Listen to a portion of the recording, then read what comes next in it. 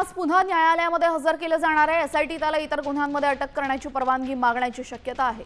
दरम्यान पीडितांचे अश्लील किंवा मॉर्फ केलेले फोटो व्हायरल करणाऱ्यांविरुद्ध सायबर पोलिसांनी गुन्हे दाखल केलेले आहेत। खरातच्या प्रकरणामधील पीडितांच्या नातेवाईकांना संपर्क साधणाऱ्यांवर सुद्धा एसआयटीची करडी नजर असणार आहे।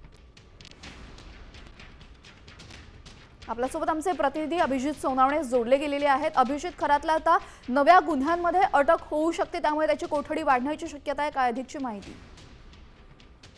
11 वाजता अशोक खरातला आता नाशिकच्या जिल्हा न्यायालयामध्ये हजर केलं जाणार आहे। आज त्याची पोलीस कोठडी संपत असल्यानं एसआयटी कडून आज पुन्हा एकदा खरातला न्यायालयात हजर केलं जाणार आहे। मात्र मागच्या वेळी ज्यावेळेस न्यायालयाने 5 दिवसांची पोलीस कोठडी खरातला दिलेली होती, त्यानंतर आणखी 5 गुन्हे खरात विरोधामध्ये दाखल झालेले आहेत। त्यामध्ये 4 महिलांच्या लैंगिक शोषणाचे आहे, तर 1 गुन्हा हा फसवणुकीचा आहे। त्यामुळे आज पुन्हा एकदा एसआयटी या सगळ्या गुन्ह्यांच्या तपासासाठी अशोक खरात याची पोलीस कोठडी मागणार असल्याची माहिती समोर येते। त्यामुळे आता कोर्ट अशोक खरातला आज पोलीस कोठडी सुनावतोय का हे पाहणं महत्त्वाचं असणार आहे। न्यायालयीन घडामोडींकडे आपलं असंच लक्ष असू द्या। तुर्तास धन्यवाद आपण दिलेल्या सविस्तर माहितीबद्दल।